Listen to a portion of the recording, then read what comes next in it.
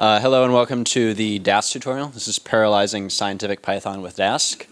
My name is Jim Crist. This is David Mertz. We are both employees of Continuum Analytics, makers of Anaconda, and we're going to be talking about Dask today. So the setup for this is super easy.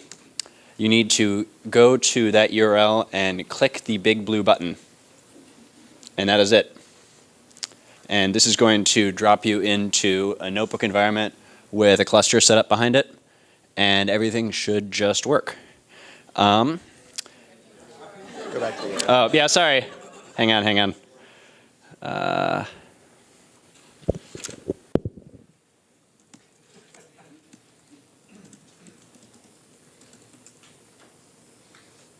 There we go.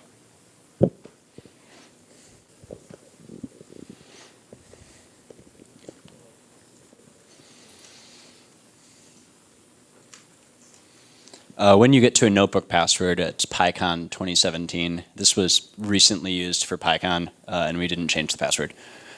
So.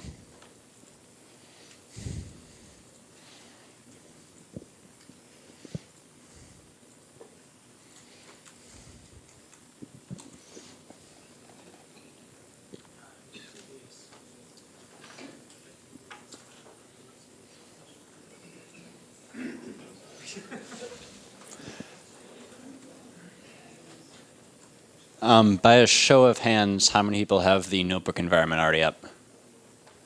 How many people are having issues? Okay. Yeah. Okay. Does anyone still need this URL, or can I move on?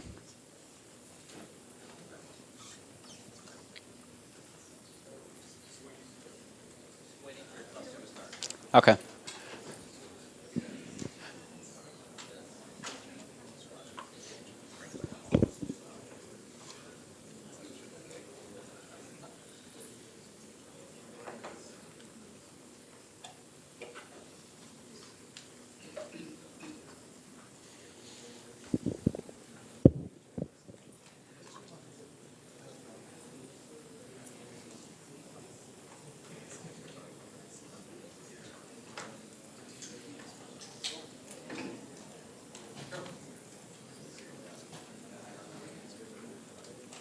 How many people need the Wi-Fi password?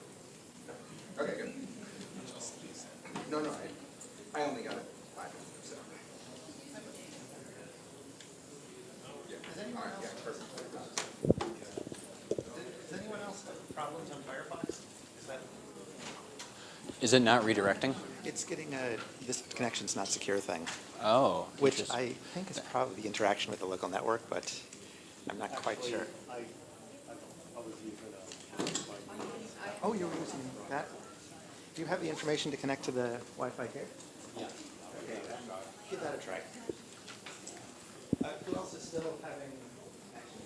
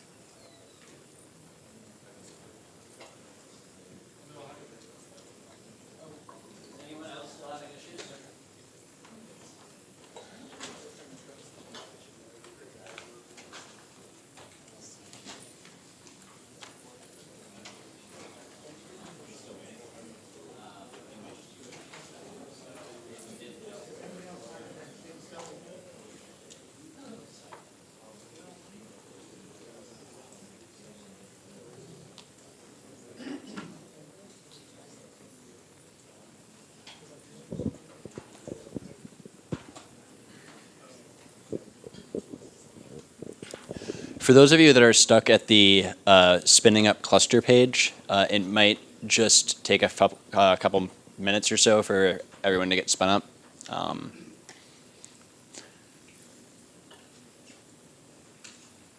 right, one last time, by a show of hands, who is still waiting on getting to the notebook environment? Okay, just a handful. Is everyone who sees that seeing the waiting for cluster to, or at least at that point? Let's hope Google Kubernetes spins up. It's the Kubernetes, Yeah, right? yeah. Spins up enough more instances very shortly. But I think that I think we should just move on then. Yeah. Yeah. All right. So what you should be seeing right now. I got to log in. So notebook environment like this. This is graciously provided by Google. We got some compute credits by them to run some tutorials. So thanks, Google. We have 5 notebooks here, and we're just going to be going through them one by one. So I'm going to hand this off to David to handle the first one. Is that big enough? Cool. Okay. So I'm not sure how many people are at all familiar with Dask. I'm assuming not most, but actually I'll do a quick show of hands here. How many people have worked with Dask at all in the room? Okay, so fifth, something like that. I'm really excited about this technology. I'm not one of the core developers. Jim is, and we have a variety of people at Continuum and outside the company who are. But as a way of expressing the latent parallelism in your code that you are maybe already working with for scientific computation or data analysis or something, I just think it provides some of the very nicest, easiest to understand abstractions around code that you may have written that doesn't yet expose this parallelism. And the first lesson we're going to go through is kind of some fundamentals where we're understanding what's going on at the heart of Dask as a Dask is a portmanteau either of distributed task or perhaps of DAG, directed acyclical graph task. You can do what you like with the actual name. But the idea is that it expresses the dependencies in computation, and then it's accompanied by a variety of execution frameworks to actually resolve those computations that need to be performed.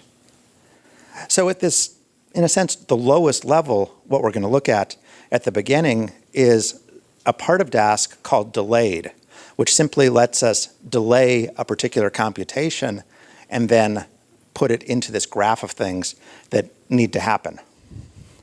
So in this notebook, let's look at some very simple code. Obviously, this is toy code. Anything you write is going to be more sophisticated than this.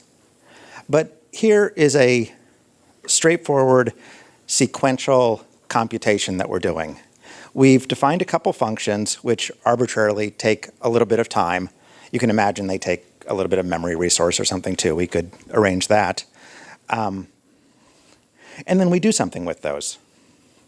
So let me highlight this one first. We define our couple functions. These are regular toy Python functions. We run them, and of course the time taken is the time taken sequentially by each of the operations that has to be performed. Now let's take that and use Dask to parallelize that. Right now, we're running on this particular laptop, which isn't a cluster of machines, and we'll talk about a cluster of machines, and that's what we're spinning up for you, to have a cluster to work with. But this at least has a number of cores on this machine.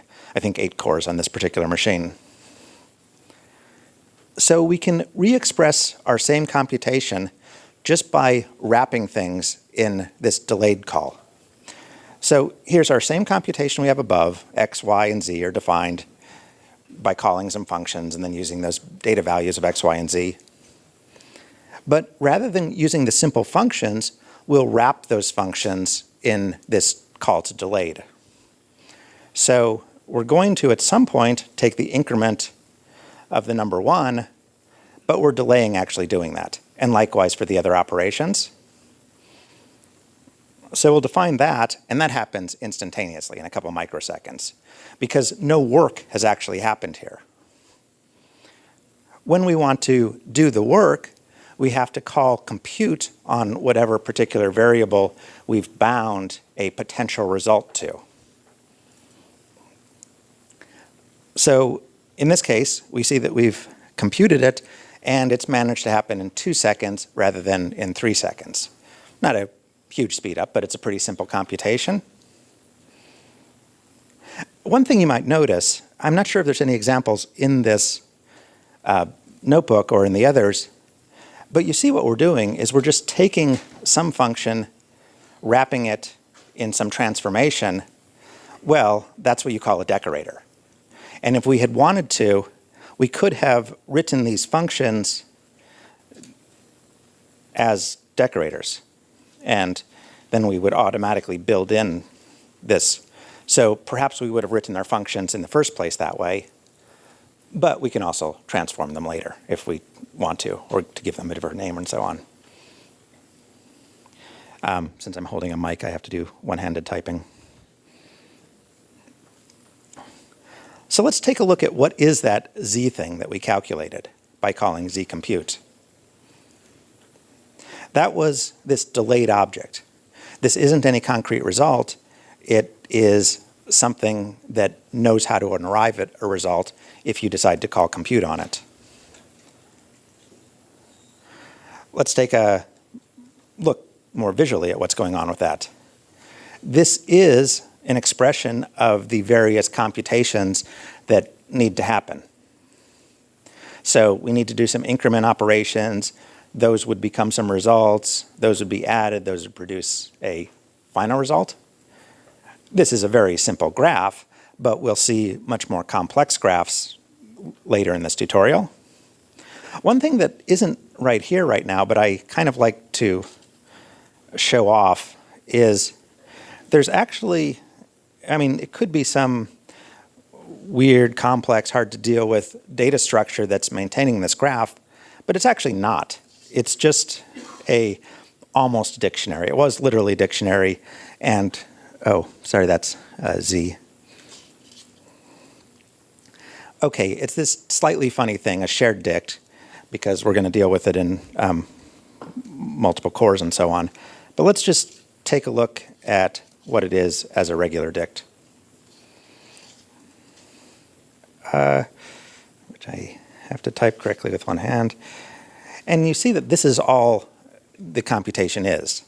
The picture is much prettier, but we just get some names, which in this case are based on UUIDs, that are associated with either computations, functions that may happen, or perhaps with data values and those functions. Jim's going to say that's too much of a digression. Oh, hello. Just real quick. Turns out we had a lot more people attending this tutorial than we expected, so we are adding some more nodes. And in some point in the near future, the people that are still waiting on getting a notebook should get one. That's all. Good. And then we'll have more resources even for the existing people. That's great. Anyway, so the question to ask here, I did a little bit of a digression of showing you this dictionary that's at the heart of it. But all we've done by calling delayed is essentially build up this dictionary, and we can look at a pretty picture of it. One of the things about this is when you build one of these complex graphs that maybe have many nodes inside of it, which could in principle be computed, you don't necessarily have to compute the peak node that depends on anything. You can do a simpler computation to get some intermediate thing. So here I could not compute Z, but I could compute X or Y, and there'd be less work involved because it didn't need to compute the things that weren't required to get to that point in the DAG. So let's look at a little bit more code that does slightly more work. It's still toy code. We'll get, not before too long, into some fairly real examples as well. But here we have a collection of data. It's just, sequence of numbers in this case. And maybe we want to do this thing where we perform some computation on each of those data points, and then we do some aggregation at the end. This is already probably looking a little like MapReduce to people who are familiar with that paradigm. We keep this results as a list. We loop through the data. We perform a computation, in this case just increment, but it's something with a sleep built in, so it takes a little while. And then we add that result into the list. And then finally, at the end of it, we compute what is the total of all these elements. And this one takes a little while. It was 3 seconds. Actually, we're not doing the sum as well. But anyway, so it winds up, we have 8 pieces of data. It takes 8 seconds, basically.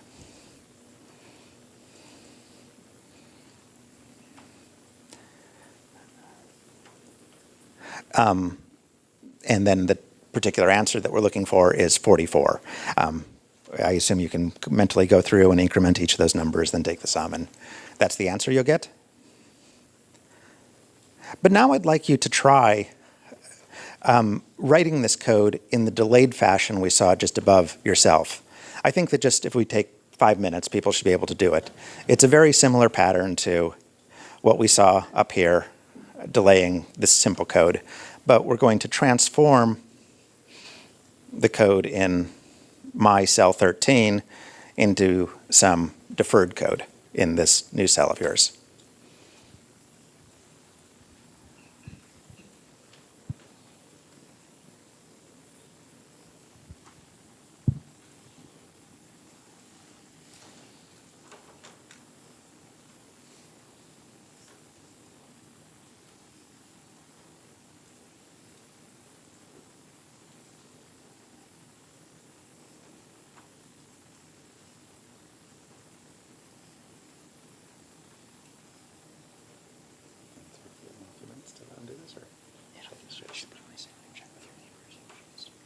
Yeah, if it's not obvious to anybody, the person next to it may be obvious too.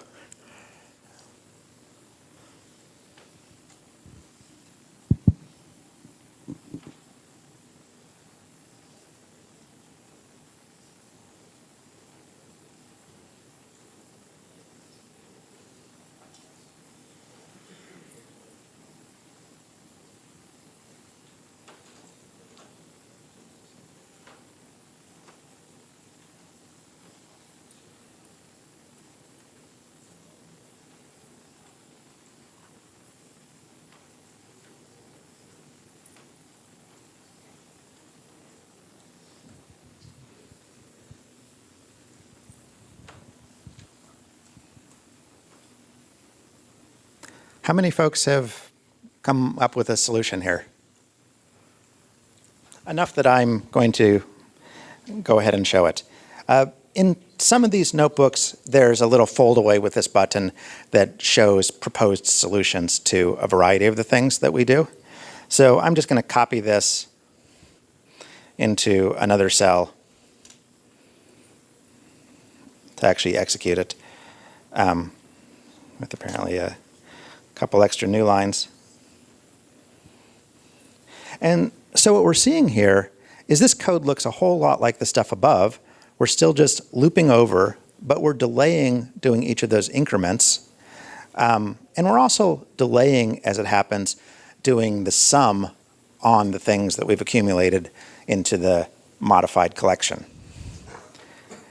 So initially, this total thing is this delayed object. If we had put some additional timing in there, we'd see that it takes essentially 0 time to get to creation of that delayed object. And the only thing that took any time at all was doing that compute step. And the compute step gets us the right answer, that 44, and it takes 1 second to do it, rather than the 8 seconds we saw previously. Because on this machine, I happen to have 8 cores, and it's done those operations, the increment on each, increment with a 1 second sleep on each of the 8 cores simultaneously. So this, these 8 characters are all I had to do to transform my linear code, my sequential code, into parallel code. And I suppose add the .compute method on the thing that I'm trying to get.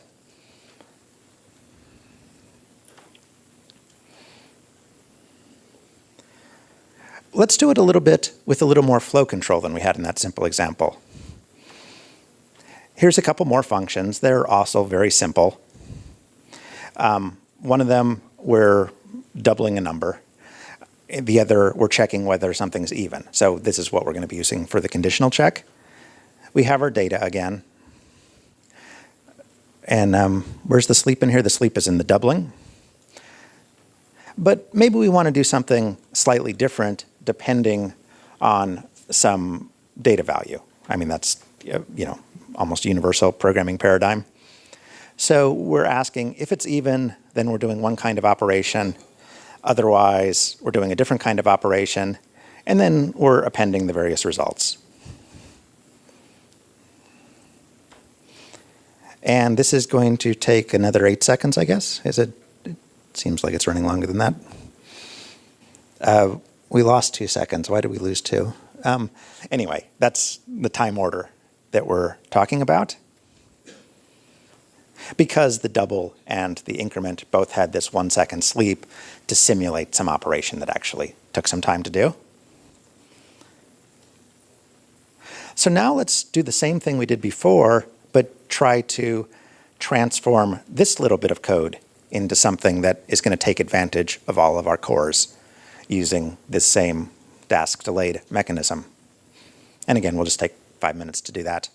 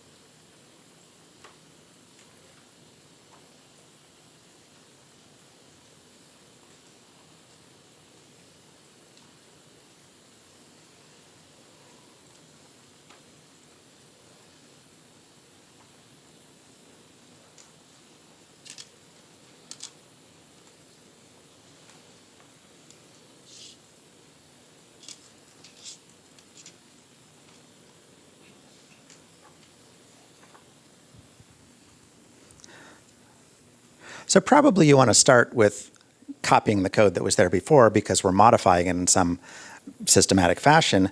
And what would be tempting to do is something like this. Let's put delayed around all the functions that we've created. So maybe we want to delay that.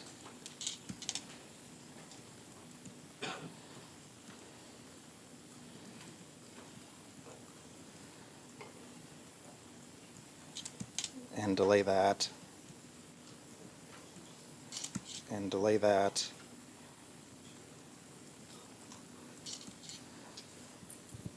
So this is the sort of initial naive report. Every time you see the name of a function, let's delay it. And let's try to run that, and we get a problem here.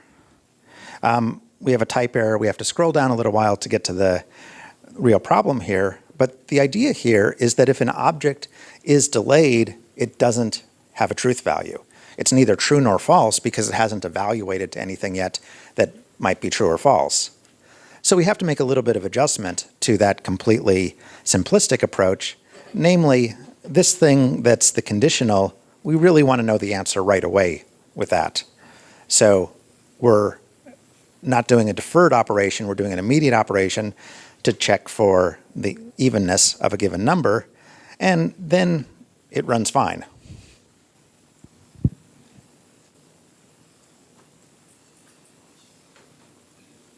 And although it really should have run fine in much less time than that, so what am I doing wrong?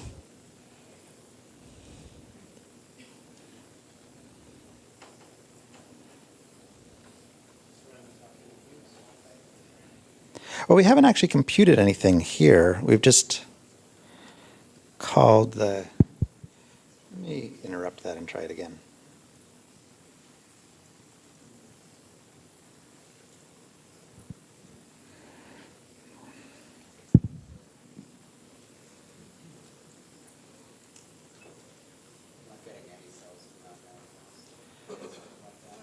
Yeah.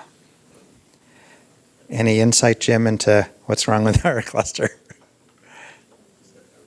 Oh, he stepped out. He did.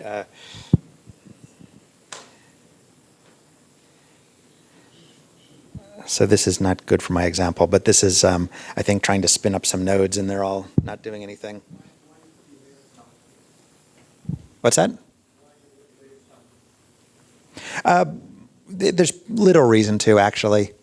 That's one of the questions that's posed just below. Since the sum itself is going to definitely happen on one core, not distributed across cores, it's probably no reason to bother delaying it. But that should not be why it's slow.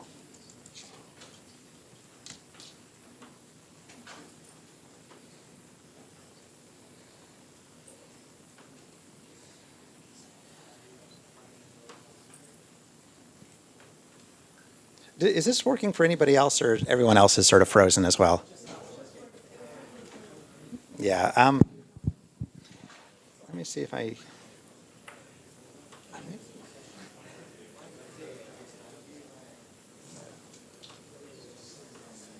Do you want to deal with this question while I look into this? Yeah. Let me answer the question. See if you can solve that. I was gonna pull it up on your local just to show them. Do you have that? I know where it is on mine, the directory, but. Ben just added a bunch more nodes, so I wonder if this is what's going on. Yeah, that's what's going on. Oh, sorry. What's the question? I apologize for the. My initial approach used a list comprehension, and it was a lot slower. Oh, in delaying the list comprehension, or just. Second instead of 12 microseconds. Why would the list comprehension be much slower? Let's see. Is the delay around the entire list comprehension, or it's?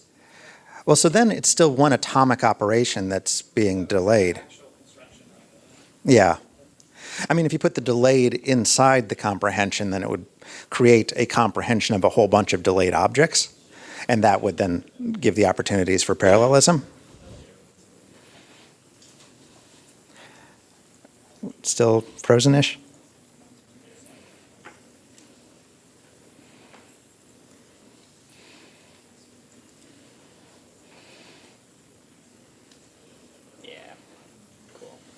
I'll give him a call.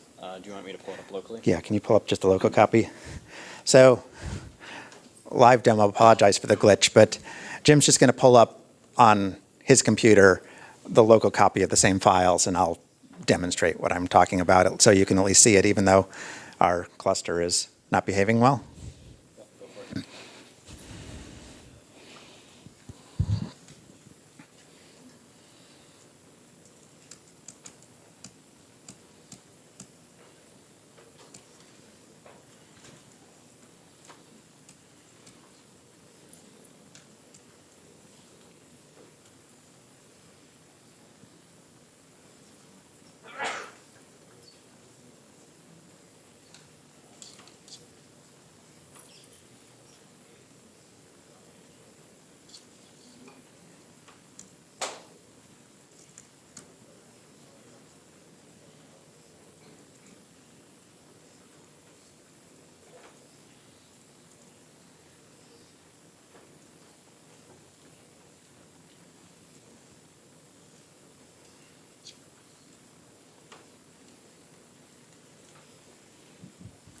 So at this point, just follow along until we get cluster behaving better. But here we've got, is the font size still correct, or do I need to make it one bigger?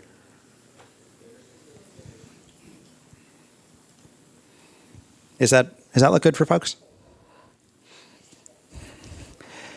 So this is just running on the local machine instead of on the cluster with the problem, but it's the same code. Here we had done this purely sequential thing, and now we're parallelizing it. But we're being careful that the test that we need to do needs to happen immediately, and then these various other actions with their sleeps involved can be delayed. And when we run that, we find that it takes 1 second, because we have to do at least one of the operations with the 1 second sleep in the middle of it. Of course, what total is at this point is still one of these deferred objects.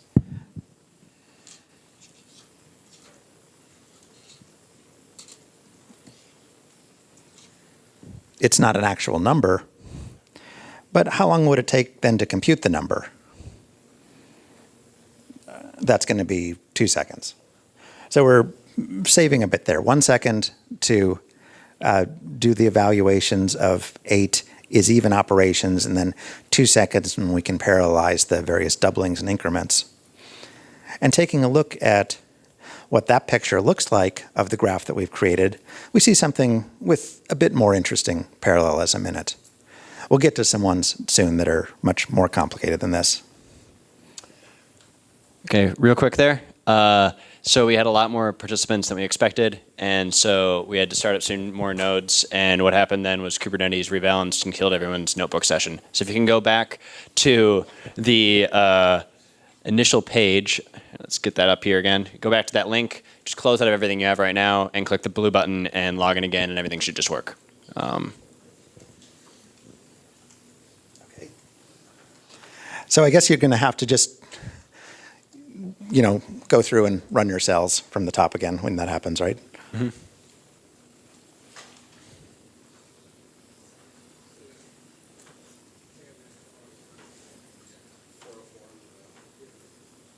You're getting a 404? Interesting. I am not getting a 404.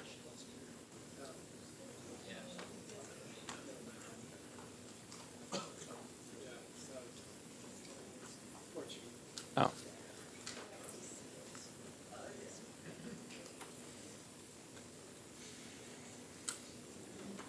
That's the local one.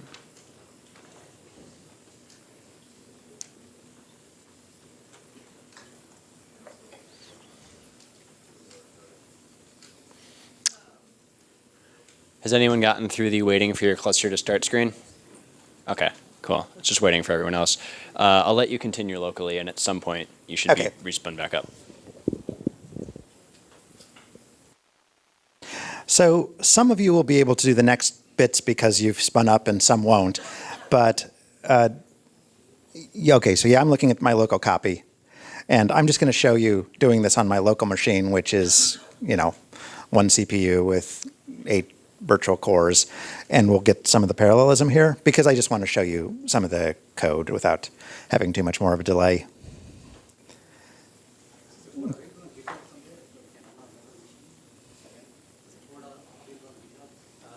Yeah, it is. Later on, you want cluster.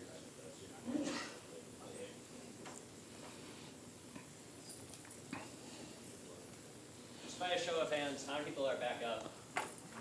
Cool, most people. All right, can you check the tab again to see if you are? Let's see, that's the remote one. From there. Okay, let's give that a try. Awesome. Did anyone not reset up? About the same number of people before.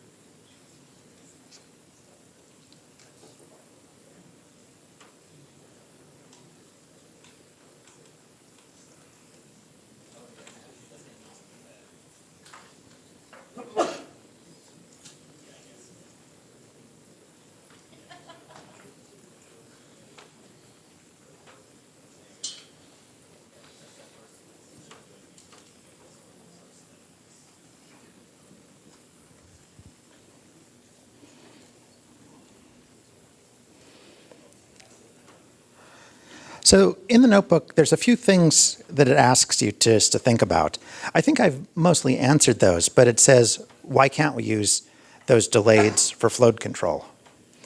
I believe the answer to that's fairly straightforward because until something's been computed, we can't ask the question of whether it's a truthy or a falsish value. So we're always going to have to immediately do some computation, either by not wrapping it in delayed in the first place or by calling compute on that particular node in the overall graph to get a result in order to evaluate the branching statement.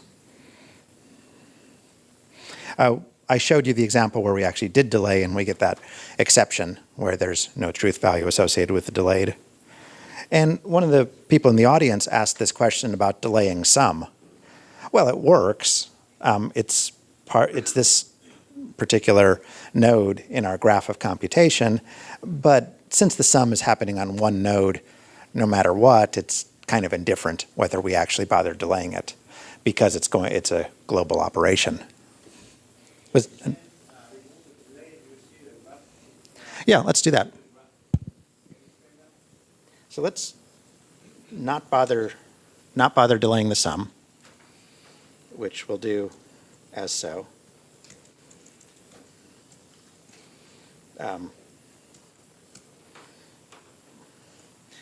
It's still a second to do the actual computation here. Well, I didn't really show both pictures, but what's that? Yeah. Oh, it's different in yours than what's on screen here? Let's go back to that during one of the exercises or break. I'm not quite sure why that is. But this is slightly simplified from the picture before.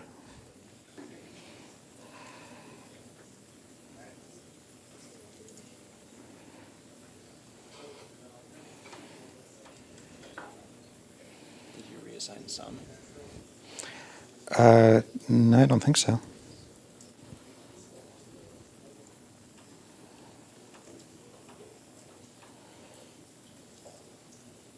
There you go. Oh, okay. Here's the different one. What? Oh yeah, so here we're sort of doing an incremental sum in the graph. As we get a couple results to add together, we go ahead and add them together right away. And so we get a kind of deeper tree.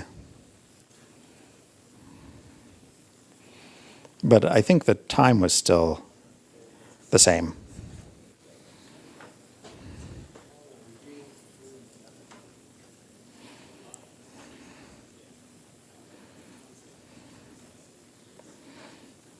So now we're going to do something with some more real data, using kind of the same style, but it's going to be more than just, adding and multiplying a handful of numbers. So the first thing to do is run this cell that has prep data inside of it. This is just going to get some data into your local node. Let's take a look at what's in there. What we have is a bunch of CSV files. And these are, I'm not sure the exact size of them. They're pretty large files.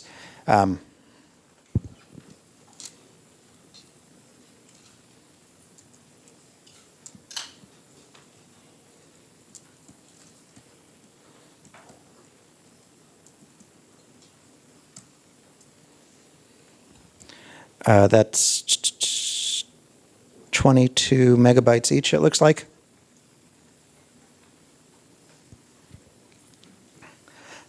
So using just pandas, has everyone in the room used pandas, or at least roughly familiar with it? I'm getting enough a sense. This is not a tutorial about pandas, but it's a wonderful library for working with DataFrame, sort of tabular data with labeled rows and columns. And with it, we can do things like this. We're reading in just one of the files, this 200 and whatever megabyte file. That's the 1990 data, and we can see that it has a fairly large number of columns, and well, the head only has a few rows, but there's a large number of rows in the complete data set. We could ask about what kind of data it is, and we see that we've inferred that some things are ints and some things are floats, and a few are objects, just they're strings, basically.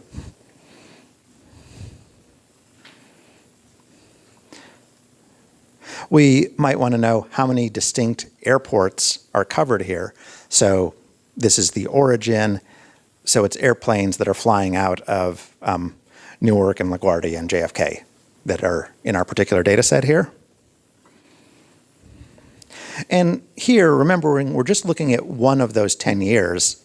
But as a plain pandas operation, we can group them together by which airport they're coming from, look at the departure delay and take the mean of that. And we get a result pretty quick here in pandas. where there's these various delays, I guess, in minutes from each of the airports on average. This Pandas is great. It works wonderfully for a 200 megabyte file. It doesn't work so wonderfully for a terabyte of data. But Dask does generalize to that terabyte of data, even say 100 gigabytes. This is probably not quite so much data that we couldn't, in principle, do it in Pandas on one machine, but it's a proxy for data that was sufficiently big. So here we're looking at what those files are, all the things that end in CSV that are in that particular data directory. And as some sequential code, maybe we want to aggregate the sums, the counts, loop through the file names, open each one of them into a plain Pandas data frame,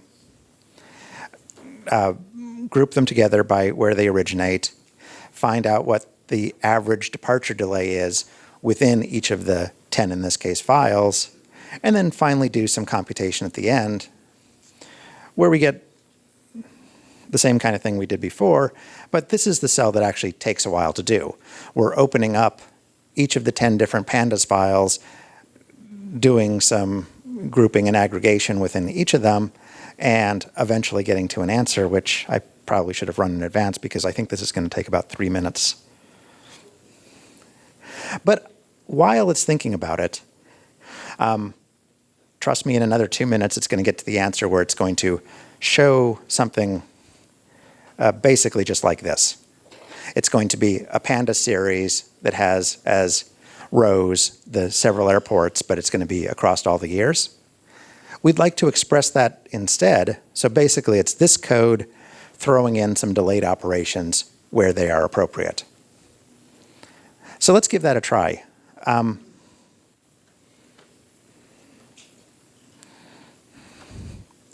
Now, one of the things to keep in mind before we do this exercise is we can delay some particular, oh, we finally got the answer. That was definitely not a wall clock time of 4 seconds. Yeah, my cluster is being not happy again. I'm going local again.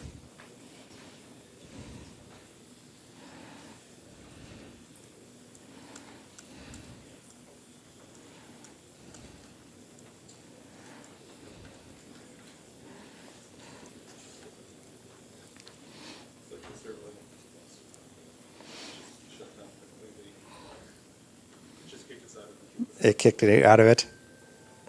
We're almost done with this one. Let me just do the explanation of this, and then we'll take a short break and try to get it worked out by the next notebook.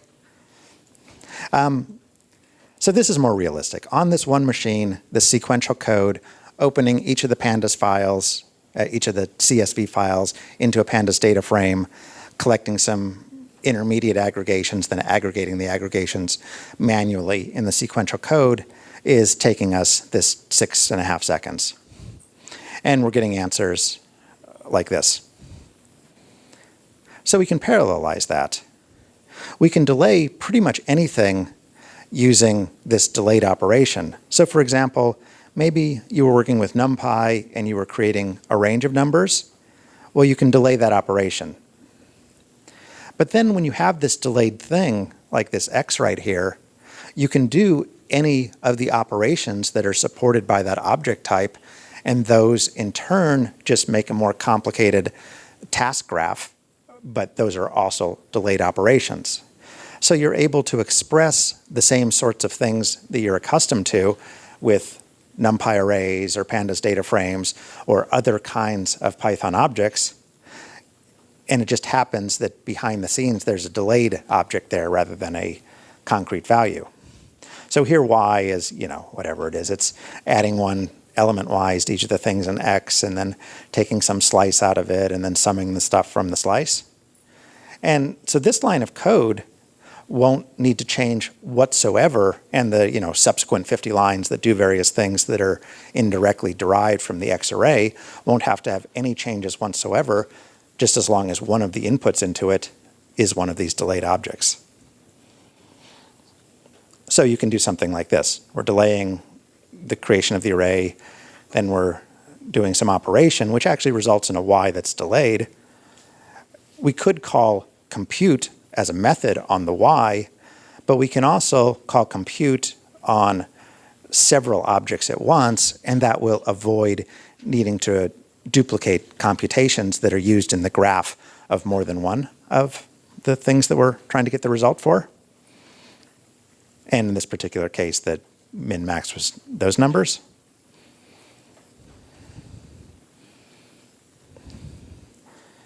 And this is that flight. Oh, sorry, what was the thing that actually took 6 seconds? That was that. This is the same thing. What I'm trying to show off here is delaying this overall thing. So let's take a look at this solution here, which I'll just copy into a cell. Here's a way that we might express this whole thing in the delayed way. You can see it in the solution cell.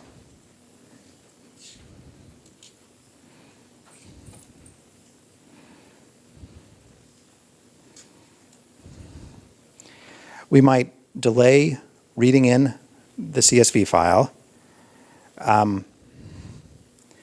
For each of those, we're still going to do the group by, which is going to take some time, but there's sort of nothing we get any gain from delaying there. But then, It's a method. It's a method on delayed object and those are delayed. oh yeah, that's correct. And then there's actually a couple things we're interested in from across the data frames, both the sums and the counts, but there's some overlap in the graphs of those and what we would need to compute. So rather than call sums.compute and counts.compute, we do a compute simultaneously across both things. And we can run this, and it takes no time, basically.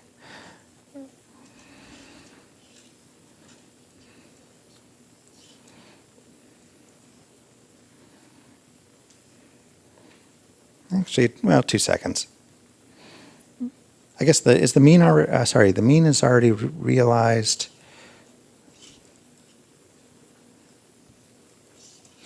As the data frame, yeah. So we already got the mean realized at this point.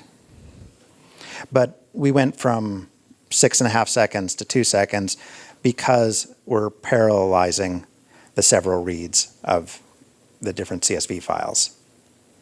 And then the stuff downstream is relying on those parallelized things. Let's take a look at what the graph looks like for some of that. Was that already in here? I guess it's not.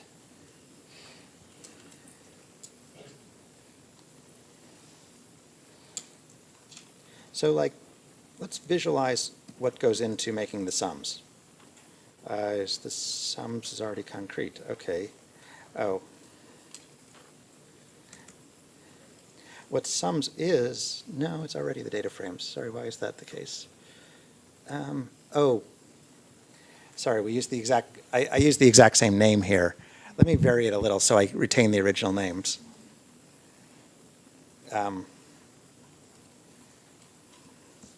I'll just call that sums 2, counts 2, sums 2, counts 2.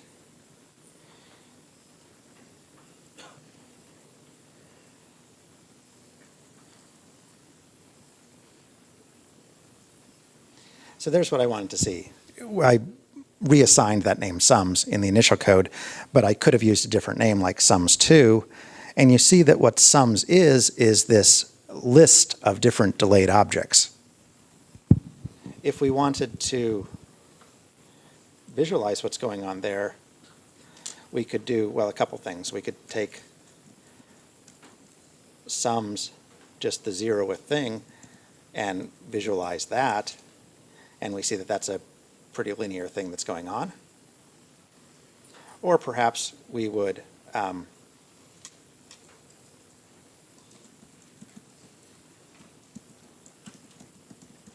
visualize the whole lot. I think this is going to work correctly. It's not. Okay, I'm not sure why. I'm going to skip that bit. But you can see that each of these delayed is this sequence of operations that have to happen. In this case, they're purely sequential, and it's just really the sum at the end that needs the aggregation. I think that's the stopping point for this notebook, and I'll let Jim take over. But I'm not sure what our status of our compute nodes are, so whether you want to do the next bit on your local machine or whether you want to. Are you still having issues? Well, I just switched to local because I wanted to keep going. Interesting.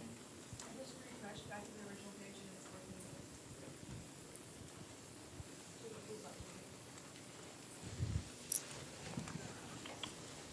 Back up. Cool. I don't know what happened. Or back on the cluster Oh, again? that was local. That was local, yeah. So Okay. Well, we'll close that out.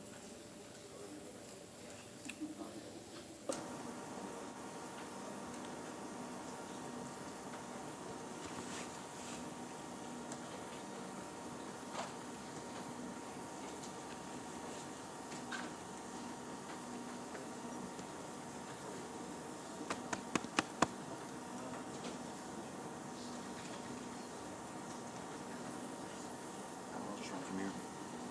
are you local or are you remote? Well, I'm going to run remote until we know of issues. Okay.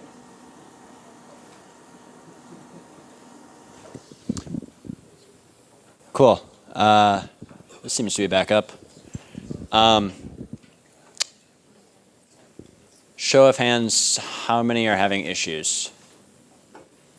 Okay. Are people refreshing? Are people, are you losing connection to your notebook? Okay.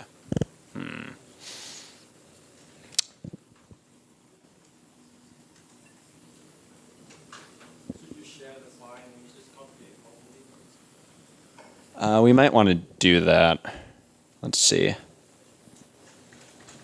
For now, let's have everyone shut down your link and then go back to the blue button and start over. Because later notebooks are going to require the environment we have set up here, and hopefully all the kinks will be ironed out. Nope. So there's the link again.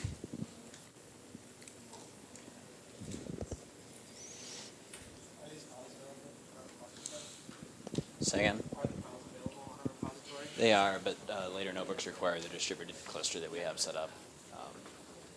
I'm not sure what's going on.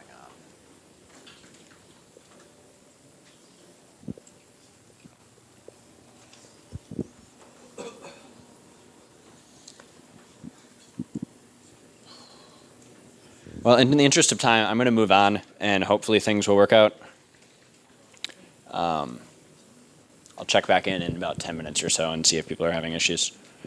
So the first notebook we were talking about using delayed to gain intuition about building Dask graphs. So Dask is a mix of a couple things. Dask includes some schedulers for running graphs, and Dask includes some collections for building graphs. And graphs are the intermediate language between the two for representing parallel computations. So in the first bit, we're using delayed to author these graphs manually. We were writing loopy code, delaying some function calls, building up graphs, and then running them to make parallel computations. Here, we're going to use Dask DataFrame to do the same thing. So Dask DataFrame is a lot like Pandas, feels like Pandas, same kind of methods as Pandas, but behind the scenes, it builds up these graphs, which are then sent to the scheduler to be computed. So running the on the same data set that we used for the last example here, I'm going to create a Dask DataFrame using the read CSV call. Dask's read CSV is slightly different than Pandas. Instead of passing in just a single file, you can pass in a glob. So you can say data/nycflight/star.csv, and it's going to grab all of the CSVs and treat them as one giant data frame, even though they're made up of different files. So I'm going to run that right now. Oh, sorry, got to start with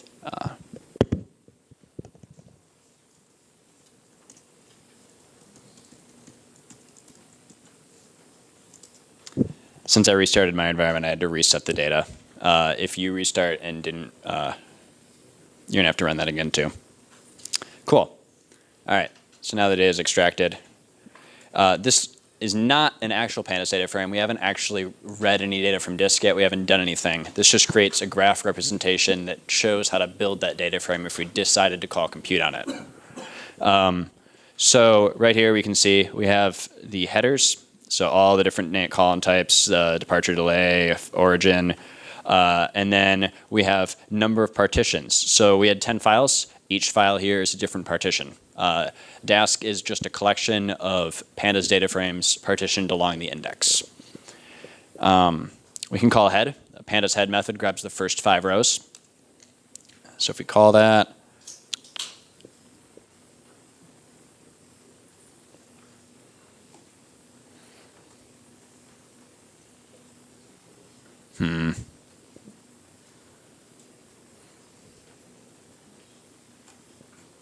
yeah, I might just go back to running locally. How are we going to do this? Take a short break and give people the Git link and download it themselves? Yeah, we might do that. So we're going to take a quick 5-minute break here if people want to stretch. I'm going to get the link to the GitHub repo up there. I think the distributed notebooks I might just walk through, but in the interest of time, this is taking too long to figure out. So hang on.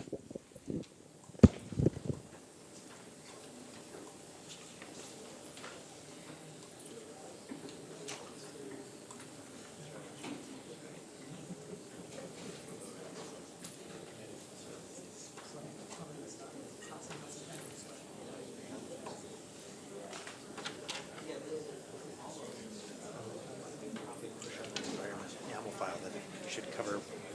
There's just installation link. What's that? There's just installation info there. Okay.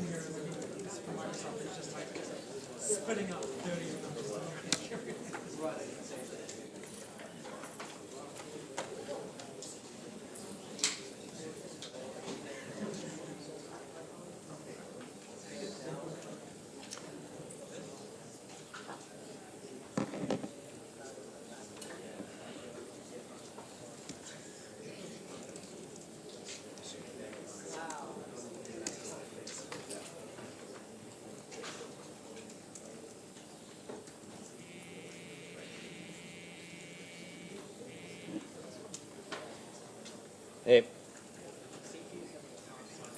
Everything keeps dying. We're just going to go to running locally and forget about it. So.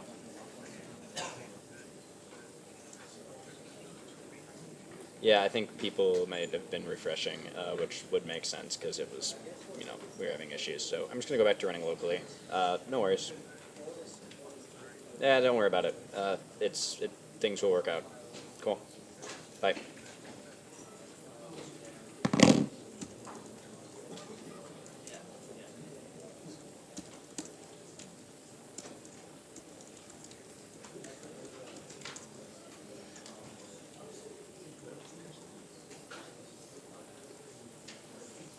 All right, the link for the tutorial is here. If you download or go to that link, you should see in the README instructions for installing. In the email to tutorial presenters, I was told everyone was requested to have Anaconda installed. If you have that set up, you should be able to Conda install the dependencies pretty quick here and get set up. I think just because we're an hour into a 2-hour tutorial, I'm just going to press on. But I'll leave that link up for about a minute or so.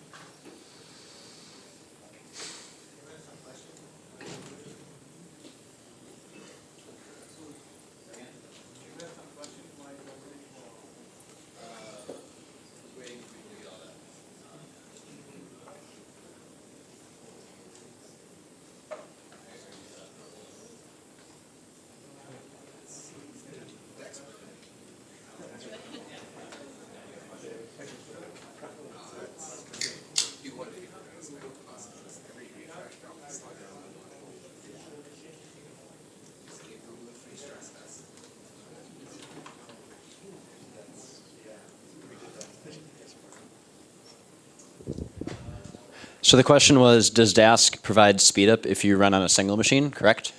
Yeah, Dask was originally written to work just on a single machine. The distributed scheduler came later. So Dask was originally written to work on out-of-core datasets using your disk, which can hold a lot more data than your RAM. Has everyone had a chance to take down this link for the materials? Yeah. Cool. I'm going to just move on then. I'm terribly sorry about all the technical difficulties here.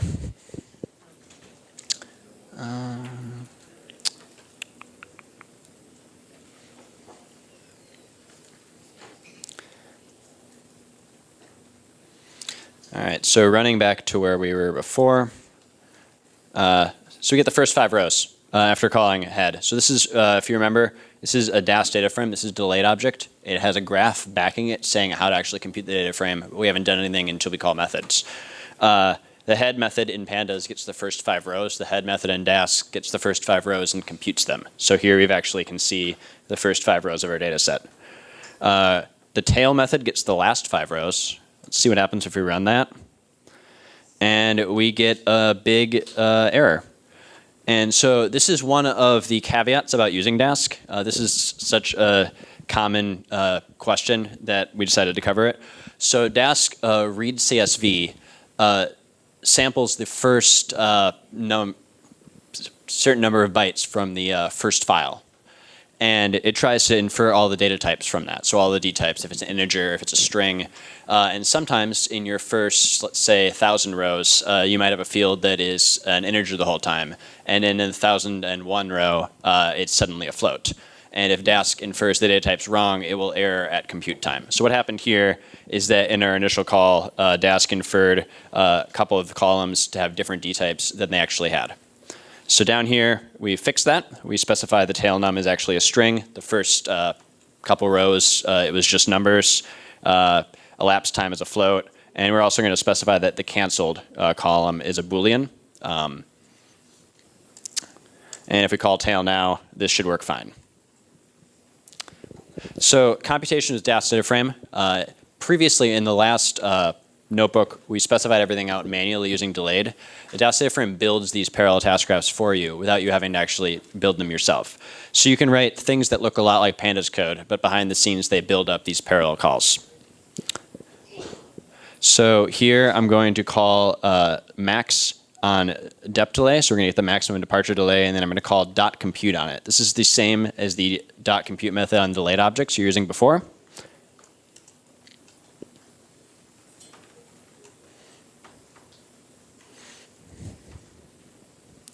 And we can see that the maximum delay was about 1,400 minutes, which sounds awful. It took about 6 seconds. We can actually visualize that graph too. And you can see it's just a big map operation. Okay. How many people are set up to run locally at this point? Cool. So next we're moving on to some exercises. This is going to be, if you're familiar with the Pandas API, should be fairly familiar. It's a couple of different questions about the data set using the Pandas API to answer them.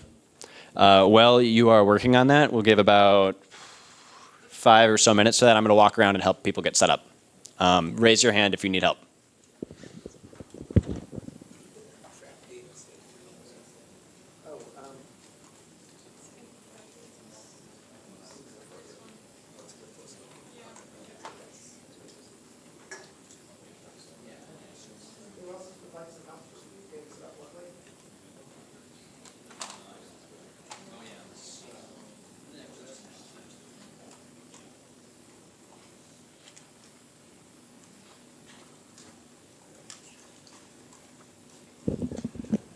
So the setup task for getting all of your data extracted and everything set up was only in the first notebook. If you're getting set up locally and starting with notebook 2, that won't be done and you'll run into issues. The command you need to run is this.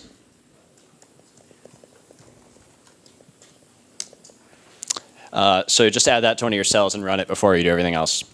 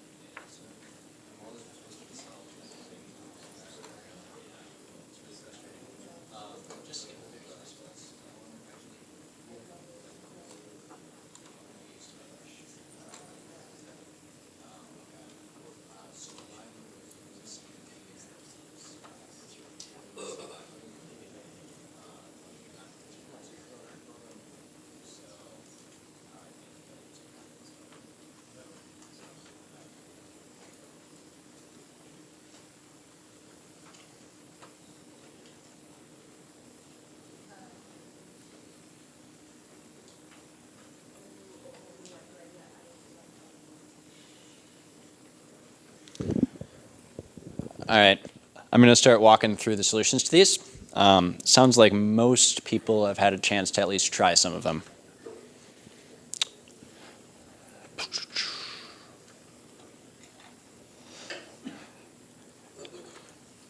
All right, so actually not even walking through all of them. How many rows are in a data set? You can just call length on DataFrame and it works. Length calls compute internally, so you don't even have to call compute on it. Dask supports filtering, so normal pandas operations like filtering on the truth of a column work fine. Group by operations work. You can just use the group by method. At the end of this, note we have to call compute. This is the same as you had with delayed before. You actually have to explicitly say when to compute something, except for a couple methods which will implicitly compute. Average departure delay, just another group by operation, grouping on origin, taking the mean of the departure delay and calling compute. Worst average departure delay or day of the week, another group by operation. Sharing intermediate results. So as we mentioned in the previous notebook, just in passing, if you have multiple different Dask objects you want to compute, and they share the same underlying graph, it can be more efficient to compute them all at once. So here we create non-canceled, which is just all of the non-canceled flights, and then we take the mean of the departure delay, and then we take the standard deviation of the departure delay. So these are two Dask objects, and we want to get both of them. But underlying it, they're going to have to both read from disk. They're going to have to both do the filtering operation. So if we call compute twice, once on mean delay and once on the standard deviation of the delay, it's going to have to do the reading from disk twice. It's going to have to do the filtering twice. It's going to do all of those twice. But the dask.compute method instead will merge the two graphs and do them only once. So this should take about half the time. So about 17 seconds, or 7 seconds on my computer. Yep. Using the dask.visualize method, you can actually see what the merged graph looks like. So here we can see all of the reading from CSV operations and all of the individual things. And then at the very top, we have the difference between computing the mean and computing the standard deviation. So often if you have multiple things that you would like to compute, you can just use dask.compute instead of calling the compute method on the object.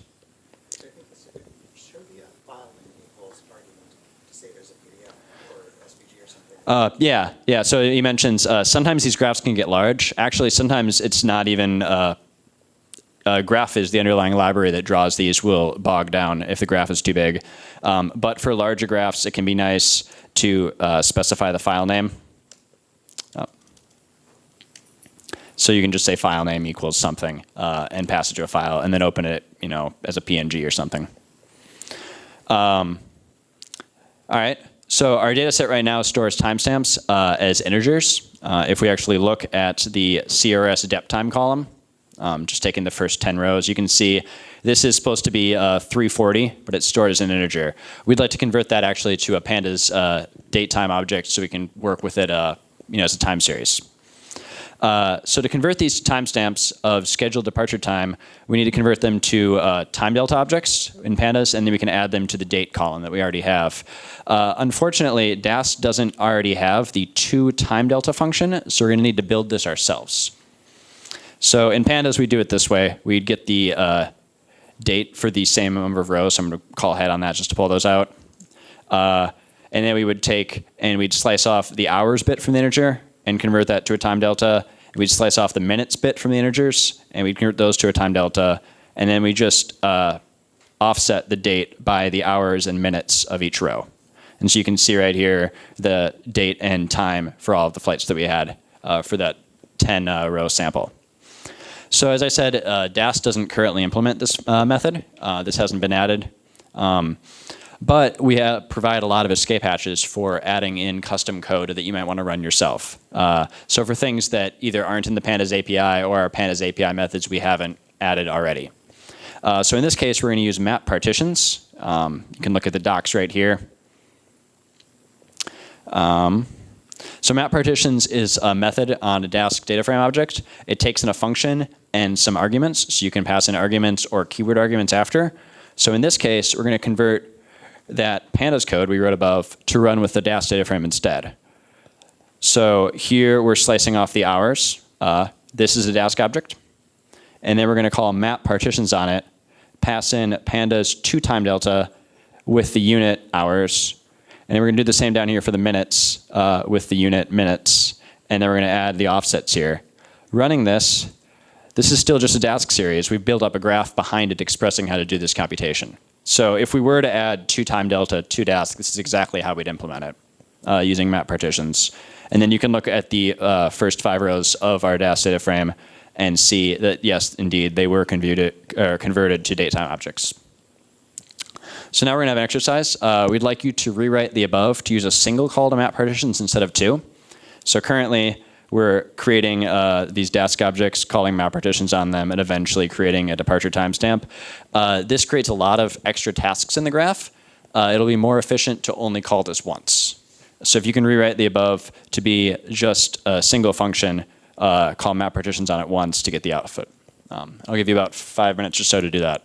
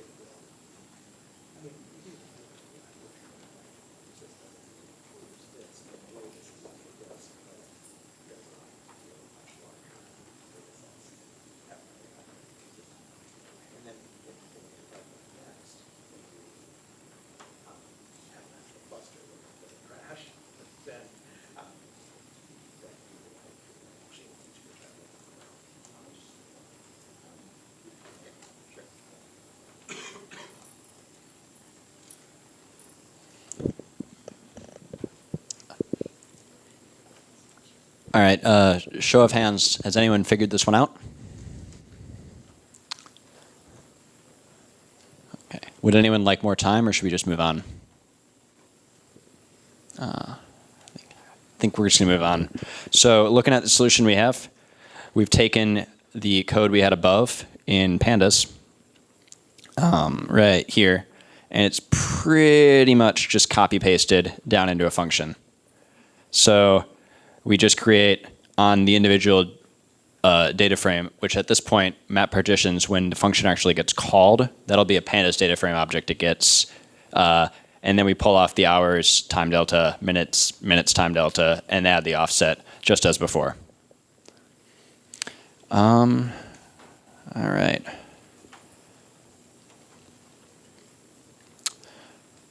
So moving on to notebook 3.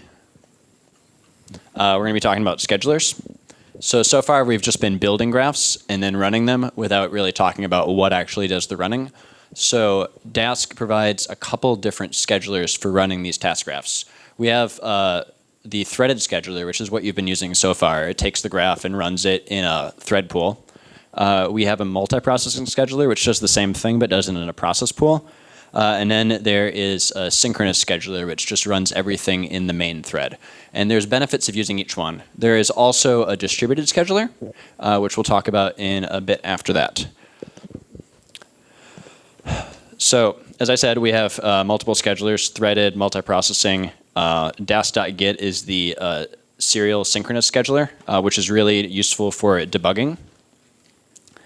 You can specify which scheduler to use. Different collections have different default schedulers to use, but you can specify which one you want to use explicitly by either passing in the get keyword to the call to the compute method or to the compute function.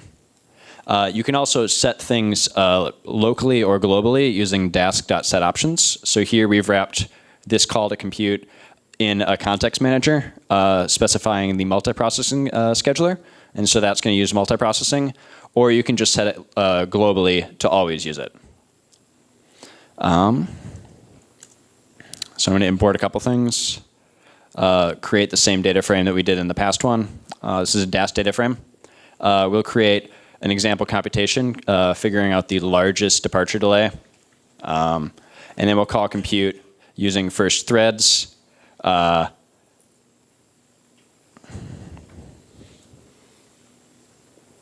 Just took about 7 seconds. I'm going to, just for time, I'm going to skip the call to multiprocessing. That one takes a lot longer. And I'm going to talk about that in a sec. And then the single thread. So the multiprocessing scheduler is fairly inefficient for common for data frame problems. And the reason for that is it's written in a way that requires all data to be serialized back to the main process after all computes.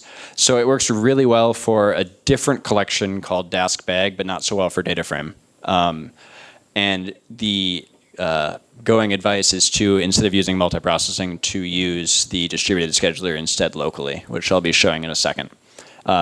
Anyway, if we look at this, we see that we had 7 seconds for threads, and we had about 10 seconds for serial. So we didn't really get much parallelism there. We would expect on my computer, which has 8 different cores, to get a maximum speed up of about 8. Right? This is a pretty parallel operation. We're reading from a bunch of different files, doing things serially on them, and at some endpoint doing a reduction. This is pretty parallelizable. Has anyone, or does anyone know why we might not be getting parallelism using threads? It is, yeah, the GIL, the global interpreter lock. So Python has this thing called a global interpreter lock, which means that normal Python code can only be run in one thread at a time. Certain libraries like NumPy might release the interpreter lock, which means that you can actually achieve true parallelism with threads. In this case, the bottleneck operation is the call to read CSV, which is working with a lot of Python objects, and so can't really be parallelized. So these are the kind of cases where you might want to use the multiprocessing scheduler or the distributed scheduler. I'm going to skip this because we're running short on time. Distributed scheduler. So we have another scheduler called the distributed scheduler. It lives in a separate library called distributed. You can create it in a couple different ways. You can automatically have it set up a cluster by just importing client and creating one. Or you can manually set up a cluster. I'm going to skip right to running locally, and then we'll show manually in a second. So from here, we import client from dask.distributed, and I create one.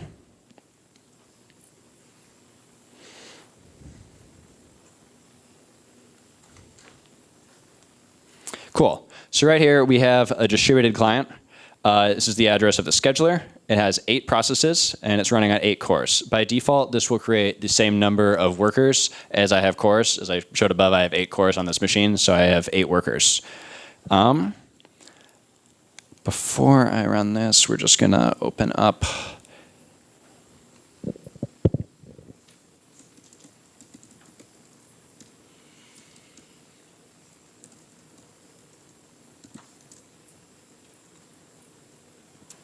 Cool. The distributed scheduler also has some really nice diagnostics. So this is not in your notebook because this was all set up to run on the environment that didn't end up working.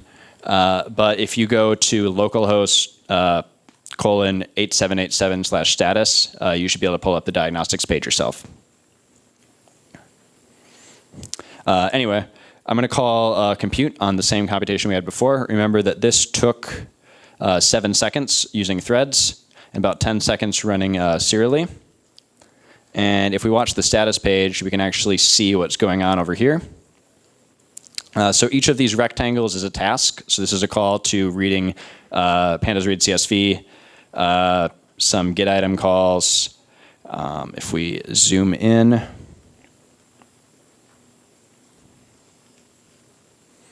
we can see actually computing the max is very, very small component of that. Most of our time is spent reading from disk. But going back here, we see we actually achieved some true parallelism here. This took 4 seconds here, which is a little bit less than half of what it took to run serially. So one nice thing about using the distributed scheduler is when you create a client, it's automatically set globally.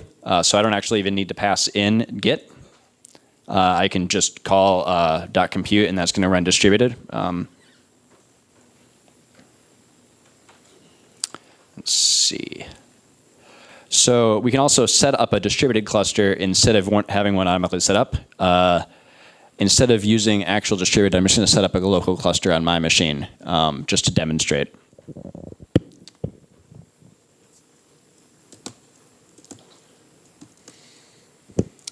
Okay, so we have a couple different tools for doing these automatically. If you use EC2, there's a tool called Dask-EC2. We have ones for setting up things using Kubernetes, Marathon. There's a bunch, so if you have a common cluster manager, there's usually one that we have that will work with it. If you want to set things up manually, I'm going to demonstrate that right now. It's fairly simple. We need, in a command line, the command dask-scheduler. This is hard to do with one hand.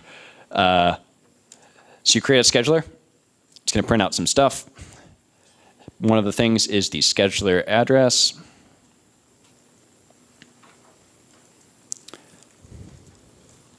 And then we create some workers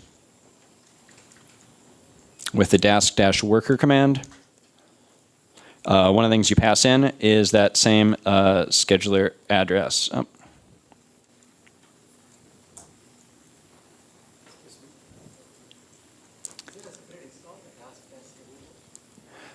Say again? Dask-scheduler and dask-worker. Yeah, they come in when you have distributed. They should just automatically be in your path. If you're not in the same Python environment, you might be having issues with that.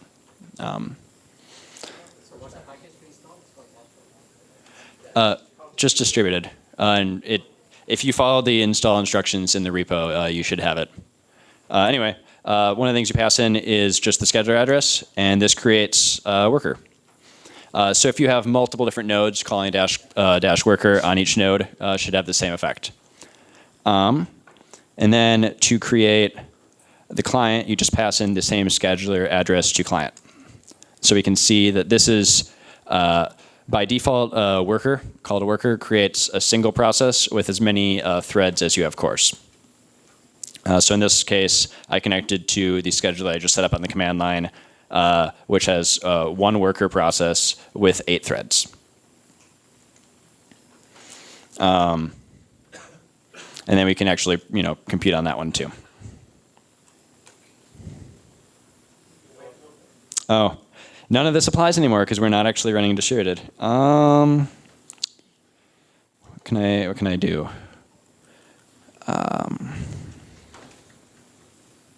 We can talk about the diagnostics. Let me create some long-running computation. Hang on.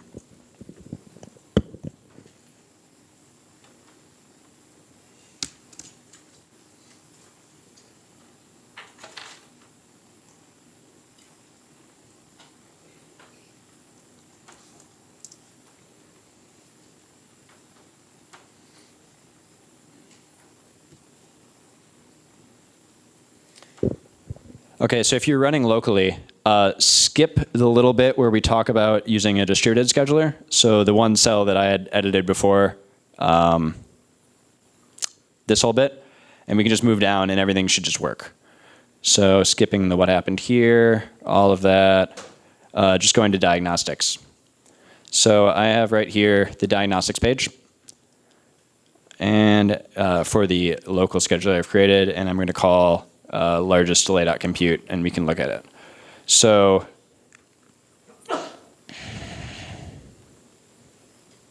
a couple different things in here.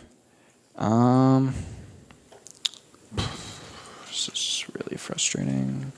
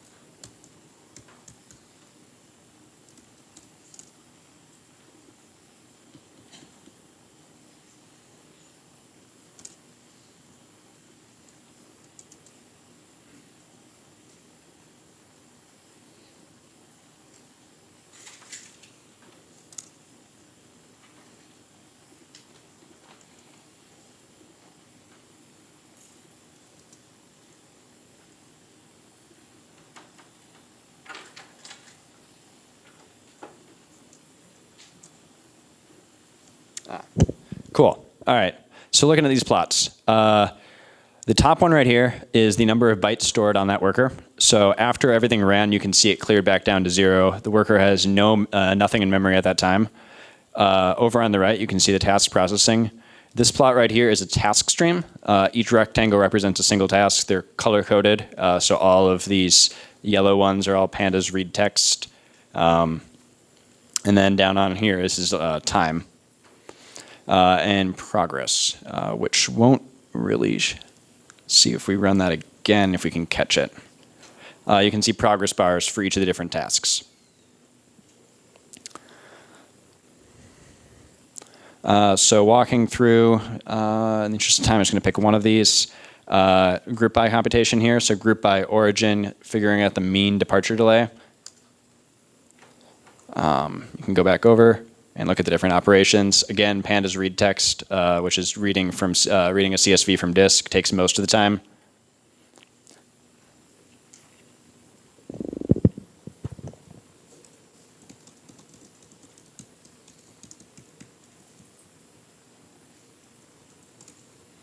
Just going to set that up to run a couple times so we can talk about the different plots.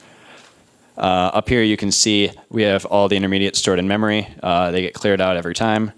Different task processing, progress bars for all the different tasks. This is really useful for debugging and figuring out bottlenecks. I'm actually giving a talk on this tomorrow on all the different things you can learn from watching these plots.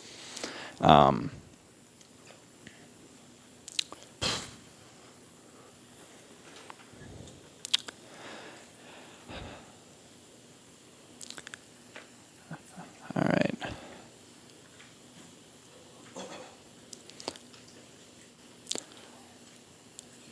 So, 20 minutes left. Just to conclude this one real quick, the main point of this notebook here is to show that we have different collections that create different Dask graphs, and then they can be run on different schedulers. So you can swap in schedulers after you've written your code. You can write code to run locally using threads or processes, and then swap out a distributed scheduler and run distributed. I'm going to skip Notebook 4 because that's intended to be run completely distributed, which we can't do because technical difficulties. And we'll just go right to the Dask ecosystem notebook, and then at the end we'll have some time for questions. So far we've just been talking about Dask Delay and Dask DataFrame, but Dask is a lot larger than just those two. So we're going to go through a couple different projects that might be of interest to you, quick talk about them, and then provide some links. So Dask Array is another core collection found inside the Dask library. We have Dask DataFrame, which looks a lot like Pandas. Dask Array looks a lot like NumPy. It mirrors most of the common NumPy interface. So we have reductions, ufuncs. You can do indexing operations. We implement some of the linear algebra module and some of the Fourier transform module and a bunch of other stuff. This was the first Dask collection. This was the one that Dask was originally set out to be just a parallel array library, and it kind of expanded from that. So it's the most battle tested. So here we're going to create a random Dask array.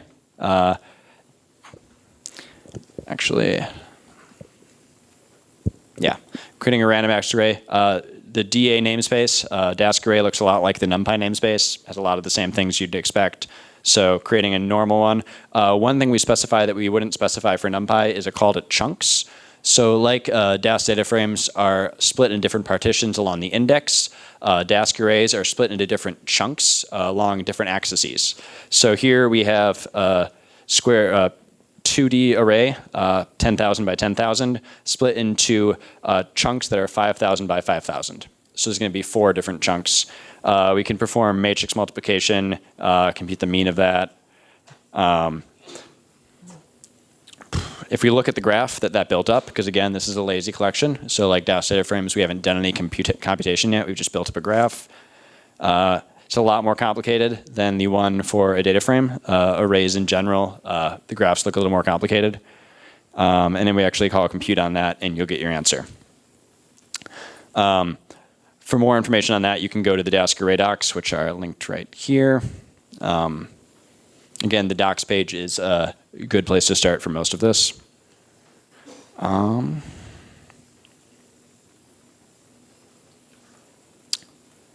Yeah, so we got our answer there. Dask bag is another collection. If you're familiar with Spark, Dask bag might feel the most familiar to you. It implements a general parallelizable collection. You can have any kind of Python object inside it. You don't need just, not necessarily working with just arrays or data frames. So it feels a lot like a PySpark RDD.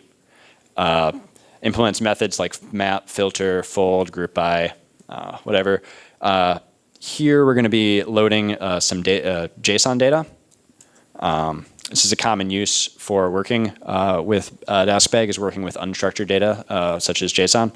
So I have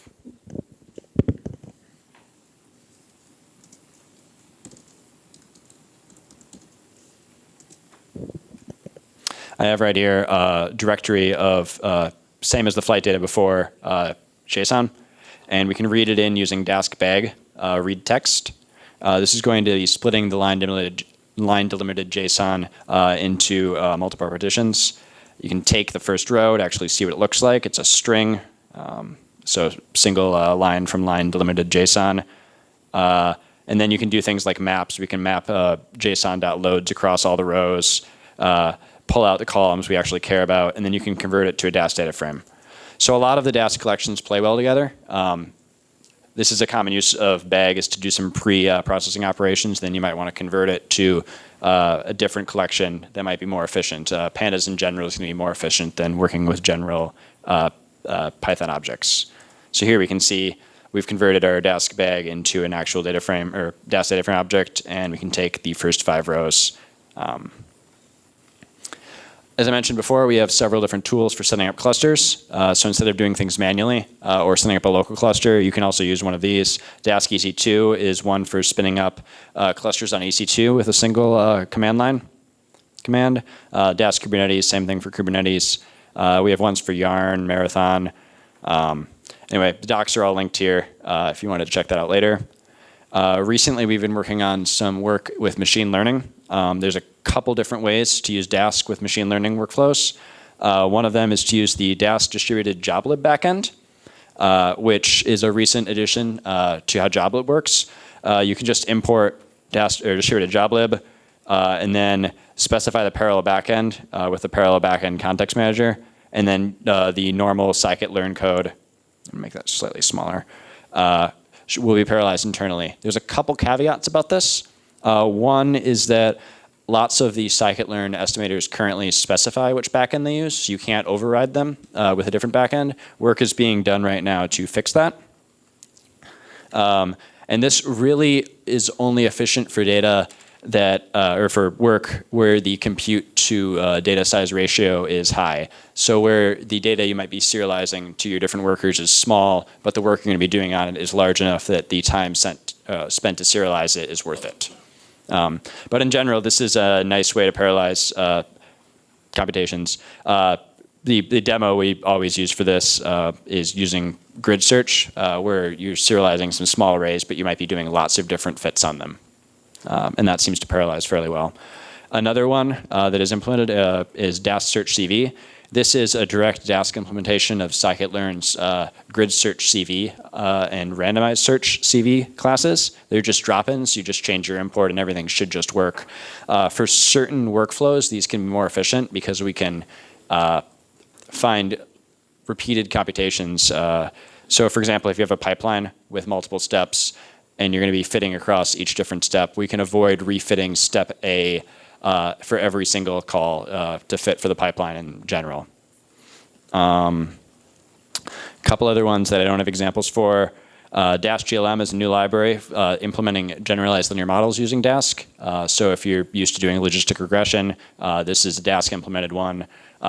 Works with Dask Array. You can fit generalized linear models across a cluster using that.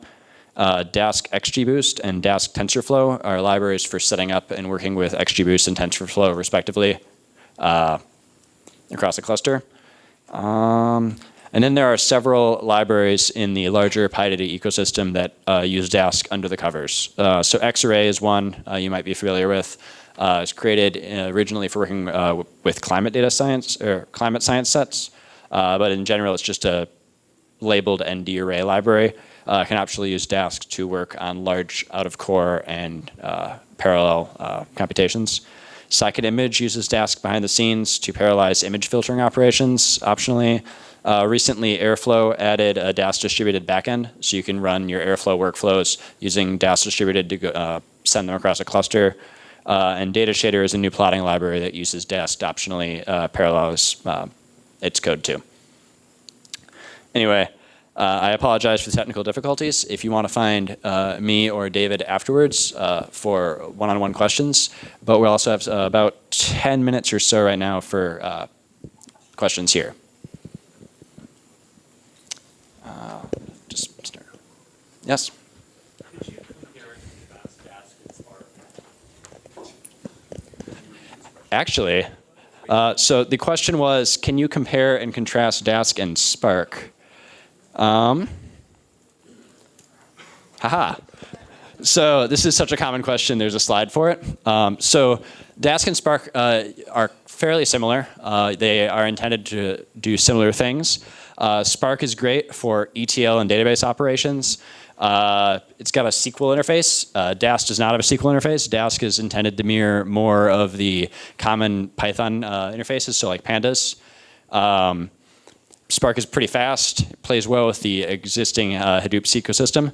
Dask is great in that we wrote it to feel a lot more like the Python ecosystem. So it feels more like NumPy, Pandas, scikit-learn. It's better for ad hoc parallelism. So Spark, you chain a bunch of fixed operators together, map, reduce, fold, group by. Dask, you can generate arbitrary task graphs and then run them. So it's a lot. We find it's nicer to work with for the flexible, complicated workflows you might have in certain science applications. Dask is sometimes easier for people familiar with Python. It's easier to set up maybe. And it plays well with the existing SciPy ecosystem.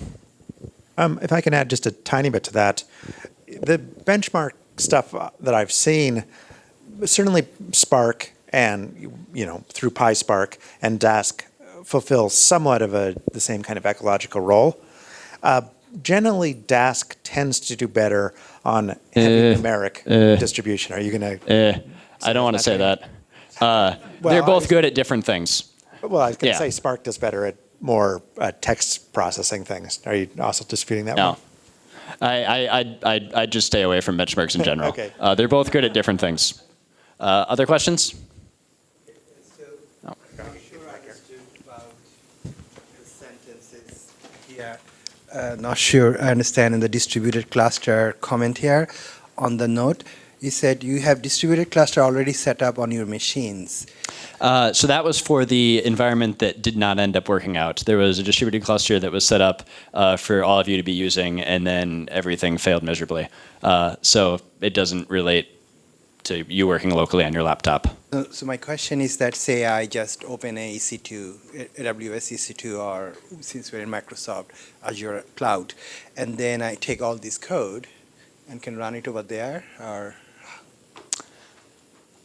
So I believe the question is, how would you set it up on EC2 or Azure? Yeah. So for EC2, we have the Dask EC2 command line operation. It's one-liner, set up a Dask-enabled cluster with EC2. For Azure, I'm not familiar with Azure, so I can't say how. But in general, if you can run the Dask scheduler command in one machine and the Dask worker command at a different machine, you can set up a cluster yourself. We have a couple tools to make this easy for certain systems you might want to set it up on. Yeah. Is any plan to automate some of the parallelism algorithm within Dask so that we don't have to manually? I mean, it's not possible for all the cases, but in many cases, I see the way I see is like it's possible to do that automatically. So, do you have a plan to introduce that in? I believe the question is there a plan to automate the parallel algorithms? Yeah.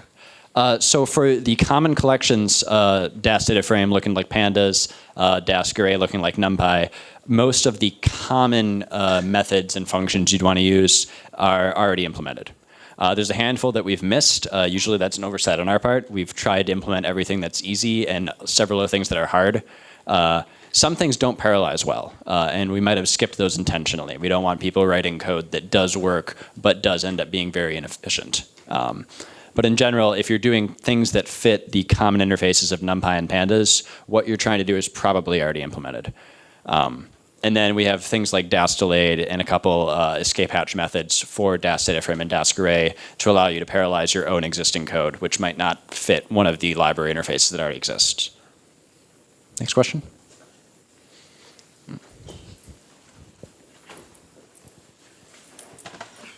Thank you. I was going to ask a similar question. Just do you imagine on the roadmap that Dask would be kind of a backend that Pandas would use, or are they incompatible? I'm not sure if you're aware that there's Wes and some of the Pandas team have been working on Pandas 2 design docs, and that's one of the open issues is to have Dask maybe behind the scenes in Pandas. So.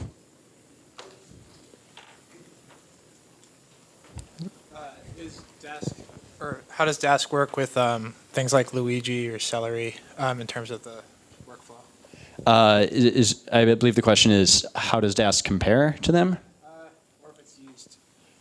So Dask is not a backend for Luigi or Celery. We can't be used behind the scenes for that. You could use Dask as a step in something like Luigi or Celery to do some of your processing. Or you could write a pipeline like you might implement in those using something like Dask delayed.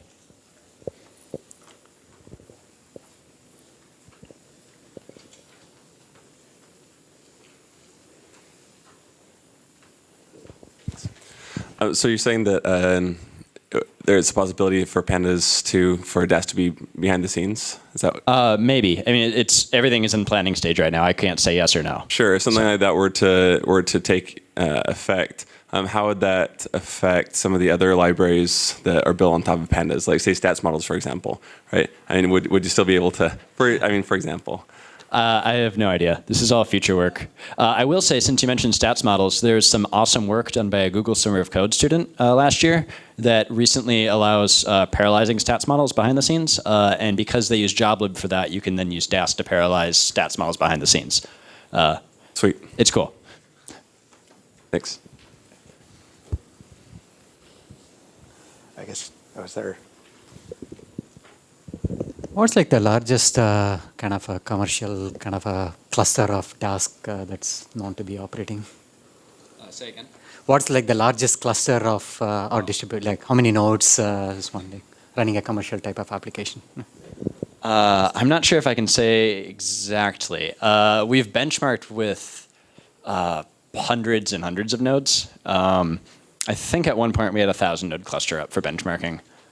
I'd say that there are definitely commercial and academic institutions running clusters in the hundreds of nodes using Dask right now. Do you know if Dask works with DataFrames or libraries that leverage DataFrames like GeoPandas on top of Pandas? It's funny you mentioned GeoPandas. There's some ongoing work right now. Like I got pinged on it today, parallelizing GeoPandas with Dask. So currently no, future yes.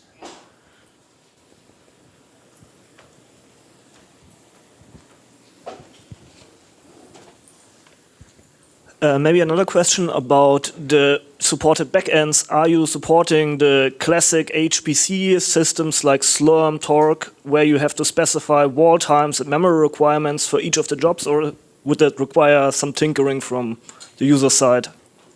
All of these are things we would like to do. The question is, who has expertise, who has time to work on these things. I believe in the Dask distributed repo right now on GitHub, there's an issue about how do we interact with Slurm properly. Okay. So, Thanks.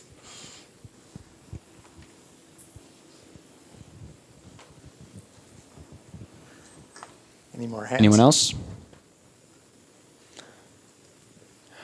Okay. I apologize again for the environment not working properly here and all the technical difficulties.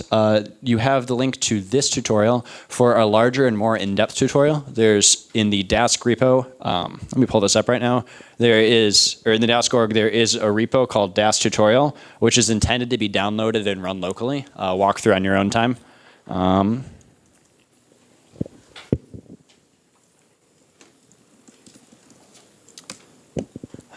So that's right here. If you wanted to download that and work on it on your own time, you could do that here. Otherwise, I will, myself and David will be around for the next couple days if you want to ask questions. As always, we have docs online and a GitHub repo if you have issues. Thank you.